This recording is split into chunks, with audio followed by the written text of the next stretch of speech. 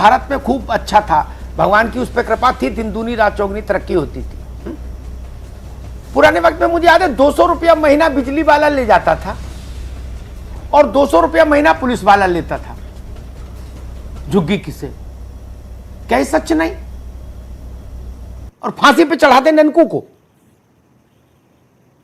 यहां बिजली विभाग ने बिजली दी, ट्रांसफार्मर लगाए, मीटर दिए इनको, इन शाहबेरी में आईजीएल ने गैस की लाइन डाली, बैंकों ने लोन दिया, राष्ट्रीयकृत बैंकों ने, निबंधन विभाग ने रजिस्ट्री की, दस्तावेज वैलिड मानकर,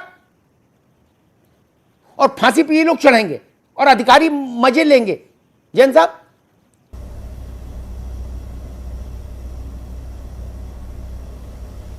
मैं आपकी बात से बिल्कुल सहमत हूँ। ये मैं और आप इनकी पीड़ा नहीं समझ सकते, ये पीड़ा इनकी यही लोग समझ सकते हैं जिन्होंने क्योंकि लोअर मिडिल क्लास और ज़्यादा कह लीजिए तो अपर मिडिल क्लास के ही लोगों के यहाँ पे फ्लैट्स हैं, जिन्होंने अपनी पूरी पूंजी लगाई है। जो ठेकेदारों का इसमें एक कॉकस है पूरा, जो कि नोएडा, ग्रेटर नोएडा अथॉरिटी से मिलकर जिन्होंने ये सब घोटाला किया है। अभी भी मुझे बताया गया कि अभी भी कंस्ट्रक्शंस शाहबेरी में चल रहे हैं और जल्दी जल्दी फ्लैट्स की रंगाई पुताई ये सब चल रही है।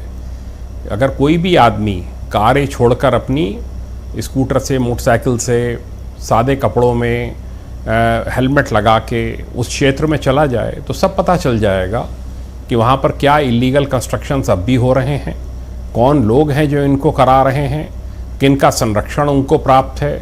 ये सब के ऊपर फौरी कार्रवाई होनी चाहिए। ये एक बहुत बड़ा पाप होगा कि 25,000 लोग, इनके जो बैंक लोन्स हैं वो भी मारे जाएंगे, वो सब एनपीए हो जाएंगे, बैंकों को कोई मिलेगा नहीं कोई किश्त उनकी। इसके बहुत इम्प्लीकेशंस हैं और बहुत सारे सख्त कार्रवाई भी जो स्टेट गवर्नमेंट। जी अंसारी साहब, एक जी कहीं मैं गाना सुन रहा था रेडियो पर, कितने मासूम हैं क्या से क्या हो गए, ऐसे गाना है ना। हाँ, मैं जब ब्यूरोक्रेट्स से बात करता हूं, खासतौर पर आईएएस लोगों से, तो उनको सुन के मुझे यही गाना याद आता है जी। कई बार उनकी मासूमियत पर कुर्बान होने का दिल चाहता है।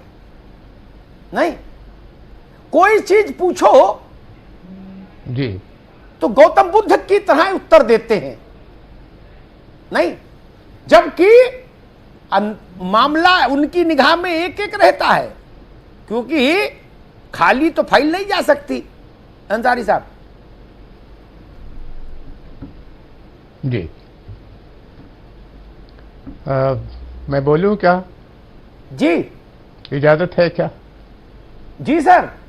जी, दो तीन चीजें ध्यान में रखने के लायक है। इसका एक पहलू तो जो शुरू से अभी डिस्कशन में है कि जो लोग जिन्होंने गलतियां की हैं, नालायकियां की, उनके खिलाफ सजा होना चाहिए, वो एक पहलू है। असल इशू अब सामने आपके ये है जिस पे बहस होना चाहिए कि जो लोग रह रहे हैं उनको किस हद तक बचाया जा सकता है। इसके हिस्से दो करने पड़ेंगे समस्या के, एक तो कमर्शियल जो डेवलपमेंट हुआ है वहाँ, और एक जो रेजिडेंशियल हुआ है। रेजिडेंशियल भी कुछ उस पर इरेगुलरिटीज़ हुई हैं।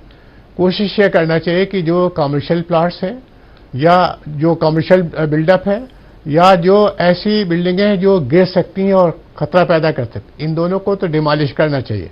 इसमें किसका फ़ायदा है किसका नुकसान, ये शॉर्ट टर्म कैलकुलेशन है। असल बात यह है कि रेजिडेंशियल एरिया में कमर्शियल प्रॉपर्टी को डेवलप नहीं होने देना चाहिए, तो उसको तो गिराना चाहिए। लेकिन जो रेजिडेंसेस बने हैं चाहे वो इरेगुलर हो, उनको रेगुलराइज कराया जा सकता है और उसकी कोशिश करना चाहिए।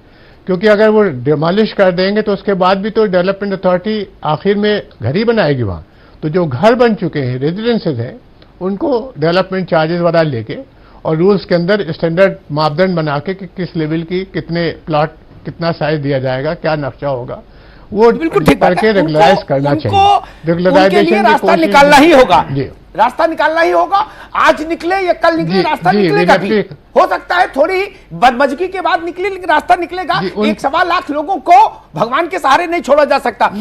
रामेश्वर पांडे जी, उसमें बदमज़गी मुझे नहीं बार होगी। बार लगता है उसमें बदमज़गी नहीं होगी। कि सब पूरे देश भर में और खासतौर से उत्तर प्रदेश में फिर कोई दूसरी शाहबेरी न हो, लोग अपना खेत मकान घर द्वार बेचकर नोएडा में मकान खरीदने में पूंजी